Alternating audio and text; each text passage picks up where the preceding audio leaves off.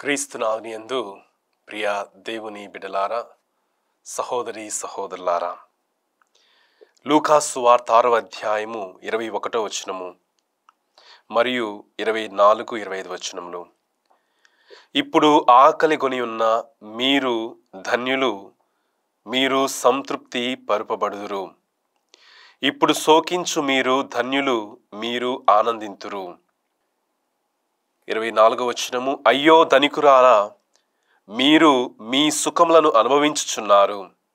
అయ్యో ఇప్పుడు కడుపు నిండిన వారలారా, మీరు ఆకలితో అలమటింతురు. క్రీస్తునాథుని యందు ప్రియ దేవుని బిడ్డలారా, ఈనాడు మనం చదువుతున్నటువంటి ధనవంతుడు లాజరు యొక్క సంఘటనలో ఈ వాక్యాలు నెరవేరుతూ ఉన్నాయి. అయ్యో ధనికులారా, అయ్యో కడుపు నిండినటువంటి వారలారా, మీకు అనర్థము. ఆకలితో ఉన్నటువంటి వారలారా సంతోషించండి. ఈ యొక్క సంఘటనలో ధనవంతుడు ఈ భూలోకంలో ఉన్నప్పుడు సంతోషముగా, ఆనందముగా, సుఖములతో జీవిస్తూ ఉన్నాడు. పేద లాజరు ఆకలితో, బాధతో, రోగముతో తన యొక్క జీవితము శోకవంతంగా ఉంటూ ఉంది.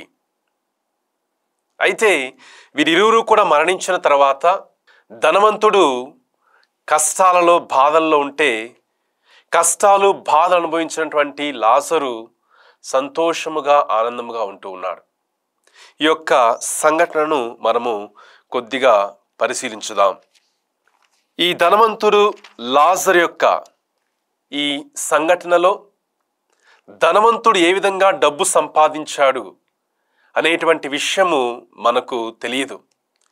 కానీ ఈ ధనవంతుడు ఏ విధముగా తన యొక్క డబ్బును ఖర్చు చేస్తూ ఉన్నాడు, తనకున్నటువంటి డబ్బును దేని కొరకు వెచ్చిస్తూ ఉన్నాడు అనేటువంటి విషయాన్ని క్లుప్తముగా లూకాసు సువార్తీకుడు మన ముందుంచుతూ ఉన్నాడు. 19వ వచనంలో, ధనవంతుడొకడు పట్టు వస్త్రములు ధరించి నిత్యము విందులతో, వినోదములతో కాలము గడుపుచున్నాడు. సో ఈ ధనవంతుడు తనకున్నటువంటి డబ్బును నిత్యము పట్టు వస్త్రములు ధరించి విందులతో, వినోదములతో కాలము గడుపుచున్నాడు. ఈ ధనవంతునికి ప్రియ దేవుని బిడ్డలారా, తన యొక్క జీవితం అంటే కేవలము తినటము, త్రాగటం మాత్రమే. దానికి మించి ఆయనకు ఆలోచన లేదు. ఆ జీవితం యొక్క పరమార్థము, జీవితం యొక్క అర్థము ఆయనకు తెలియదు. తన ప్రకారము జీవితం అంటే కేవలము విందులతో, వినోదములతో జీవించటం అనుకుంటూ ఉన్నాడు. ఇటువంటి ధోరణే మనము తర్వాత అధ్యాయంలో కూడా చూస్తూ ఉంటాం. లూకాసు సువార్త 12వ అధ్యాయంలో కూడా అక్కడ ఇంకొక ధనవంతుడు ఉన్నాడు. ఆ ధనవంతునికి సమృద్ధిగా పంటలు పండాయి. ఆ ధనవంతుడు కూడా ఏమనుకుంటున్నాడు అంటే, ఇక నా ప్రాణమా తిని తాగి సుఖించుము. ఈ ఇద్దరు ధనవంతులు మనం గమనించినట్లయితే ప్రియ దేవుని బిడ్డలారా, వారికి ఉన్నటువంటి ధనాన్ని తినటానికి, త్రాగటానికి, వారి యొక్క సుఖము కొరకు ఖర్చు చేయాలన్నటువంటి భావన, ఆశతో జీవిస్తున్నారు. వారికి జీవితానికి అర్థము, పరలోక రాజ్యము గురించినటువంటి ఆలోచన లేదు. అయితే లూకాసు సువార్త 18వ అధ్యాయంలో ఇంకొక ధనవంతుడు ఉన్నాడు. ఈ ధనవంతునికి కనీసము పరలోక రాజ్యానికి వెళ్ళాలి అనేటువంటి ఆశ ఉంది. అందుకనే ప్రభు దగ్గరికి వచ్చి, ప్రభువా, నిత్య జీవితం పొందాలంటే నేను ఏం చేయాలి అని అడుగుతూ ఉన్నాడు. కానీ ఈనాడు మనం చదివినటువంటి ఈ ధనవంతుడు లాజరు ఈ యొక్క సంఘటనలో ఈ ధనవంతునికి పరలోక రాజ్యం గురించి, నిత్య జీవితం గురించి ఎటువంటి ఆలోచన కానీ లేదు అనేటువంటి ధోరణి మనకు కనబడుతూ ఉంది. రెండవదిగా ప్రియ దేవుని బిడ్డలారా, ఈ ధనవంతుడు తన దగ్గర ఉన్నటువంటి పేద లాజరు, ఆకలితో ఉన్నటువంటి పేద లాజరు, రోగముతో బాధపడుతున్నటువంటి పేద లాజరును ఆయన పట్టించుకోలేదు. ఎటువంటి సహాయము చేయలేదు. ఎటువంటి జాలిని ఆయన వ్యక్తపరచలేదు. కేవలము తనకున్నటువంటి డబ్బును తనకు మాత్రమే అనేటువంటి ధోరణితో జీవిస్తూ ఉన్నాడు. లూకాసు వార్తలో మనం గమనించినట్లయితే ధనము పట్ల రెండు రకాలైనటువంటి ధోరణులు ఉన్నాయి.